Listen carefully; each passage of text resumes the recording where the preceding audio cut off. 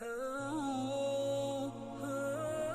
अगला सवाल है कि 22 रजब के कुंडों के हवाले से आपका क्या मौक़िफ़ है, क्योंकि रजब 1440 का दूसरा अशर चल रहा है और आखिरी अशरे में सुन्नी और शिया दोनों के यहाँ कुंडे चलते हैं। शरीयत मुहम्मदिया सल्लल्लाहु अलैहि वसल्लम में इसकी क्या अहमियत है? कोई अहमियत नहीं है जी। शरीयत मोहम्मदिया के अंदर ये एक बिदअत दाखिल की गई है सल्लल्लाहु अलैहि वसल्लम।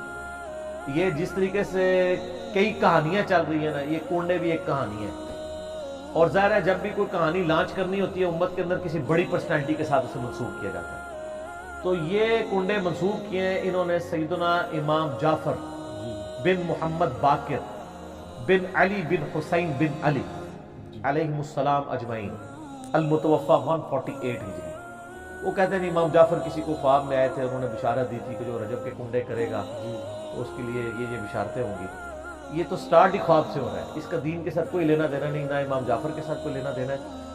ये वो एक प्रोपोगंडा जो शिया के यहाँ चला और वो कुंडे चल रहे हैं। और सुन्नियों के यहाँ भी चूंकि इमाम जाफर एक डोमिनेंट पर्सनैलिटी है, उनको रिस्पेक्ट दी जाती है, हम खुद देते हैं।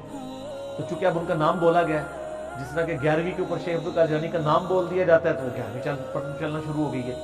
इस तरह सुन्नियों के यहाँ भी चलना शुरू हो गया।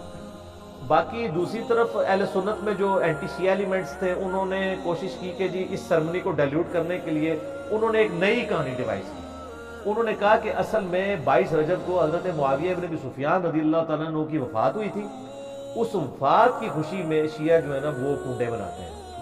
ये एक नई कहानी उन्होंने दरियाफ्त की। तो ये कहानी जब आपने दरियाफ्त की है तो ये कहानी दरियाफ्त जिन लोगों के बारे में की है सर उनकी भी राय ले लें कि उनका मौक़िफ़ ये है भी है कि नहीं।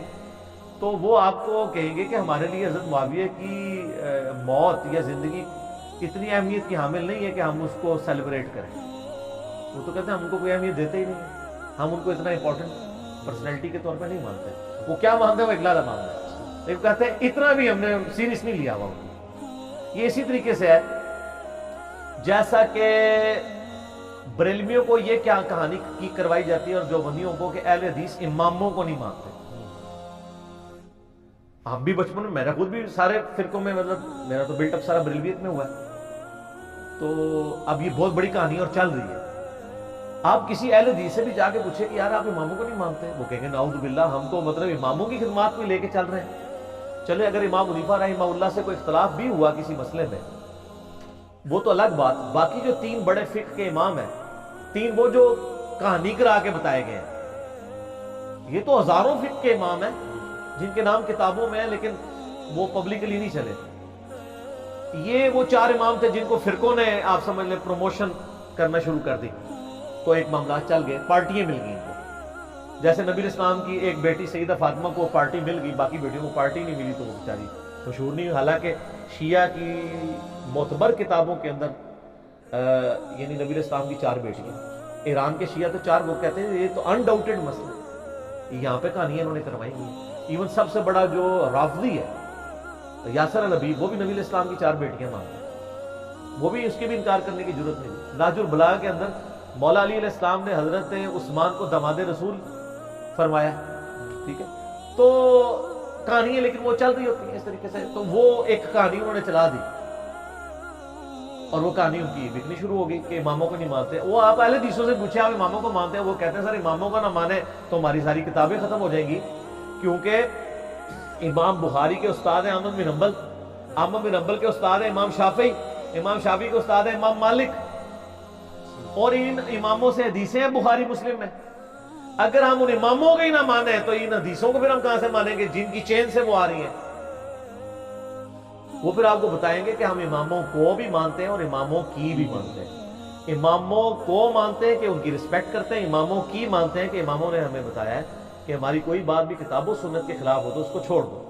हम इमामों की रवायत करदा अहादीस को मानते हैं, बाकी उनके जो फतावाजात हैं जो दूसरी सहीहुल इस्नाद अहादीस के सहाबा की अक़वाल की रोशनी में गलत साबित होते हैं, हमारी रोशनी में नहीं उनकी रोशनी में हम उन चीज़ों को छोड़ देते हैं। तो इसी तरीके से शिया के बारे में कहानी करा दी, वो हज़रत मुआविया की डेथ का दिन मना रहे हैं और ये सुन्नी भी उनके देखा देखी शुरू हो गया, उनका और चल रहा है। ये इसाले सवाब के मामले में मेरा बिल्कुल कैटेगोरिकल एक ओपिनियन है। लाखों लोगों ने यूट्यूब पे मेरी वीडियो देखी है, मसला नंबर 74 آپ اصال ثواب لکھیں یوٹیوب پہ، ٹاپ آف لسٹ میں یہ ویڈیو کھل جائے گی، اس میں میں نے ساری چیزیں بتائی ہیں.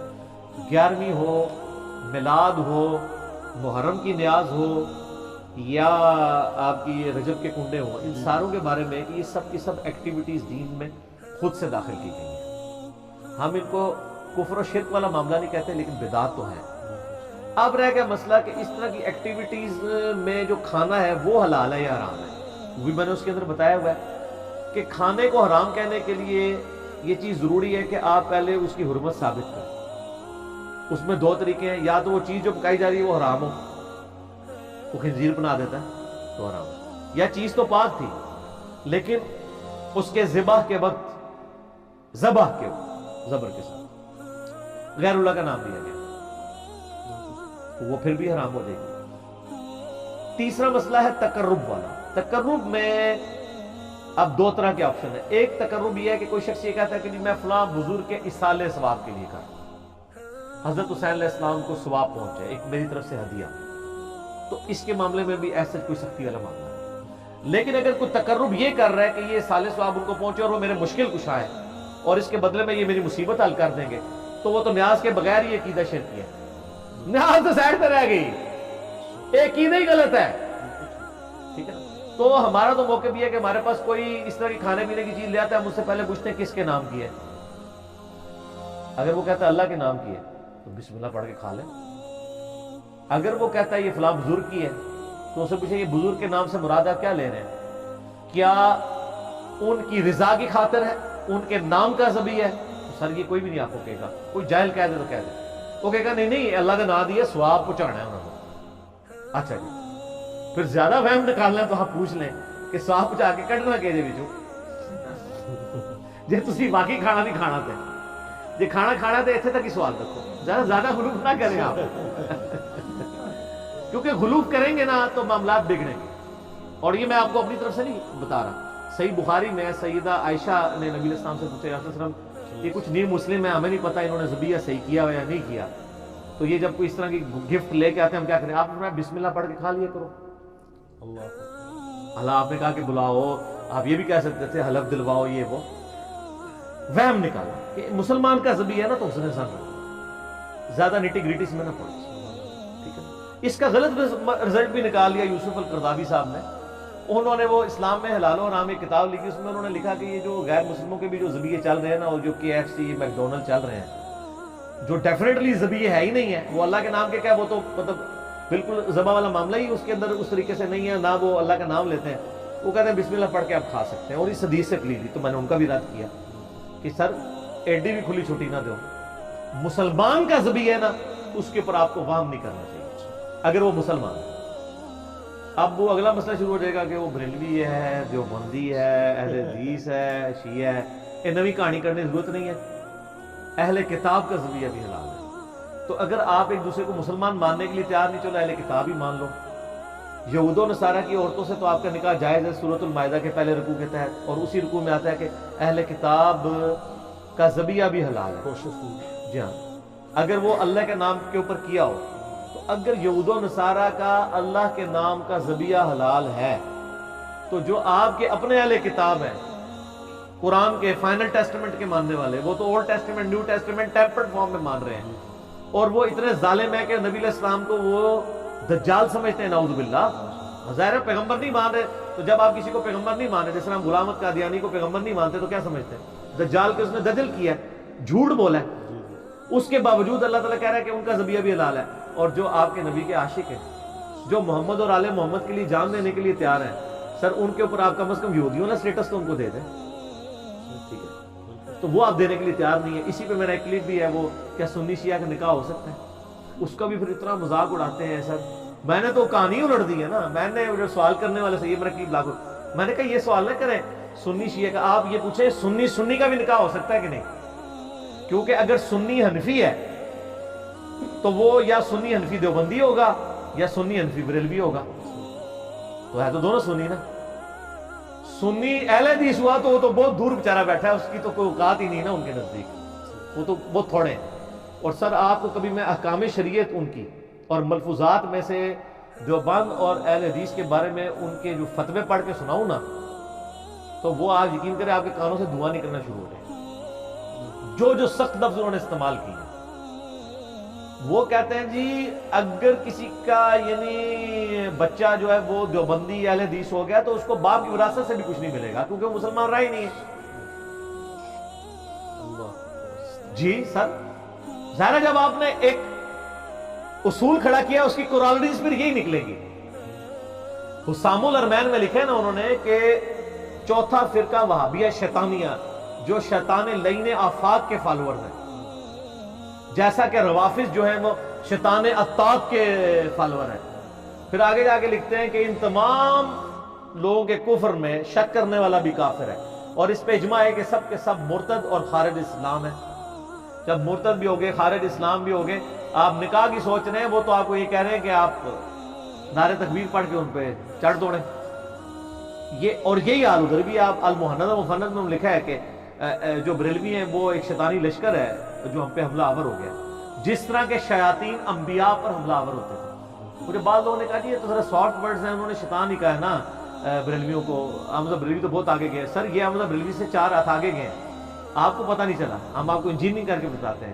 انہوں نے لکھا ہے کہ یہ شیاطین اس طریقے سے حملہ آور ہوئے ہیں ہمارے علماء دیوبند پہ، اور ساتھ رضی اللہ عنہم بھی لکھا ہوا ہے علماء دیوبند کو۔ جس طرح انبیاء پر شیاطین حملہ آور ہوتے تھے، انبیاء پہ جو شیاطین حملہ آور ہوتے تھے وہ مسلمان شیاطین ہوتے تھے۔ یہ ایک طریقہ ہے ایسے کر کے کان پکڑنے کا، جیسا میں نے کہا نا کہ میں نے گرم تولیہ پھیر کے نا ان کے وہ سارے میک اپ اتار دیے۔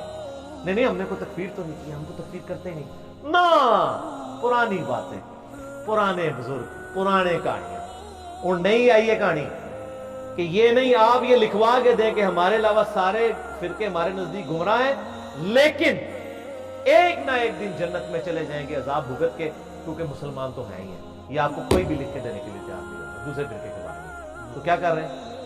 تکفیر کر رہے ہیں۔ تو یہ تکفیر ہر جگہ پائی جاتی ہے، بعض جگہ چھپی بھی ہوتی ہے اور بعض جگہ ظاہر ہوتی ہے۔ وہ جو چھپی بھی تھی وہ بھی چھپی بھی نہیں ہوئی ہے، وہ اب سامنے آ گئی ہے، کیونکہ ہم نے اس کے لیے ایک آپ کو امپیریکل فارمولا دے دیا ہے جس میں آپ ڈالتے ہیں فوراً باہر آ تو آپ چیک کر کے دیکھیں، بلکہ وہ آپ جب بات شروع ہی کریں گے نا تو سمجھ آ گئی ہے۔ اکثر لوگ ہمارے بھائی جاتے ہیں نا تو وہ بات شروع کرتے ہیں، پتہ لگ گیا کہڑے اسٹیشن تو بول رہے ہیں۔ اب تو لوگ ڈرتے ہیں حدیث کا نمبر بھی مانگتے ہیں، ٹھیک ہے، تو لوگ تو کہتے ہیں گمراہی ہے حدیث کا نمبر مانگنا۔ تو اسی طریقے سے چلیں جس طریقے سے ہم آپ کو چلا رہے ہیں۔